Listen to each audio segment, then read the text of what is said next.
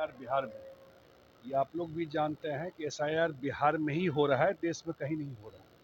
पूरे बिहार में कोई इशू लगता है आपको? कहीं प्रोटेस्ट हुआ हो, कहीं कोई निकला हो कि मेजर गड़बड़ हो गया? हम लोग भी अपने पार्टी के नाते बिहार के हर एक क्षेत्र में लोगों से बात की, तो कहीं तो कोई कंप्लेन नहीं दिया ना। इलेक्शन कमीशन बोला कि कागज ला के दीजिए, कोई कंप्लेन दिया?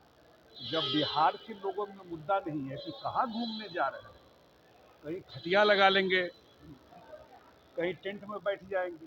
चुनाव है तो अभी तो सब तरह का कहानी देखिएगा, लेकिन ये कोई मुद्दा नहीं है।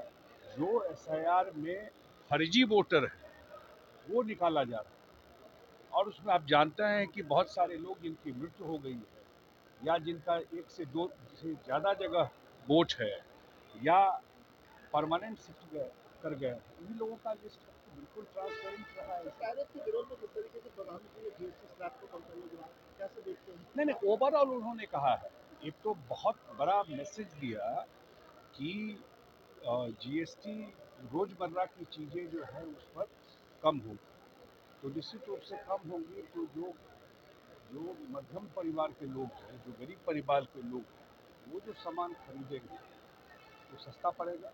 बहुत बड़ा मैसेज है।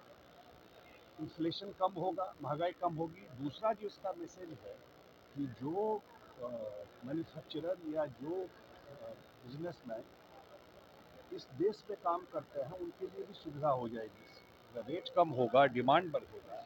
स्वदेशी की बात वो कर रहे हैं, तो स्वदेशी में भी आप जानते हैं कि बहुत बड़ा मैसेज है कि अपने दुकान के बाहर लिखिए स्वदेशी। इससे क्या होगा कि लोग अगर यहीं का सामान खरीदेंगे तो यहीं की इकोनॉमी में पैसा रहेगा, यहीं के लोगों को जॉब मिलेगा। टैरिफ तो तब न हो रहा है कि जब बाहर से आप सामान मंगाते हैं। यही तो एक अपील है, लॉन्ग टर्म के लिए एक बड़ा मैसेज है जो कल प्रधानमंत्री जी ने वहाँ प्रशांत किशोर ने तो घोषणा किया है कि महागठबंधन जिस भी सीट पर मुसलमानों की घोषणा करेगा वहाँ वो मुस्लिम कैंडिडेट नहीं देंगे।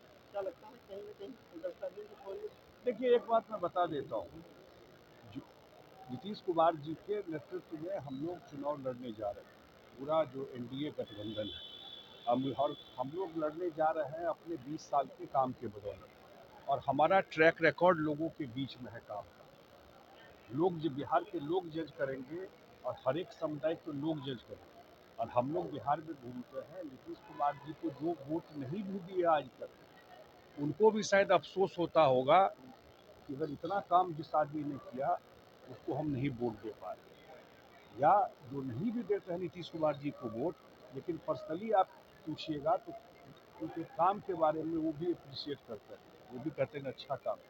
तो हम लोग तो ओवरऑल लोगों के बीच में काम को लेकर के जाएंगे। कौन कहाँ क्या करेगा, ये उन लोगों का अपना पॉलिटिक्स है। हम लोग का अंडरस्टैंडिंग जो पांचों एलआई हैं एनडीए में, उनके साथ है, और सब लोग हम लोग मिल करके नीतीश जी के नेतृत्व में चुनाव लड़ने जाएंगे और सरकार बनाएंगे। सिंधु जल समझौता पर प्रधानमंत्री कहा कि 1960 में ये समझौता हुआ था, एक तरफा समझौता था। उस समझौता से भारत को क्या मिला? अपने देश का पानी हम पाकिस्तान को दे दिए, यहाँ के किसानों का पानी, यहाँ के लोगों का पानी, और उसके बदले में कुछ नहीं मिला। उसके बदले में वही क्रॉस बॉर्डर टेररिज्म और खून मिलता है। यही बात उन्होंने कहा कि इस देश का जो पानी है, जो लोग उस समय सरकार में थे वो बड़ा अन्याय किए देश के साथ।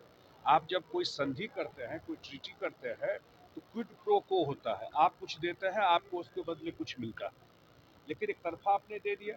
और उसमें क्या लिखा हुआ है? उसके प्रियम्बल में लिखा हुआ है फ्रेंडशिप एंड कोऑपरेशन।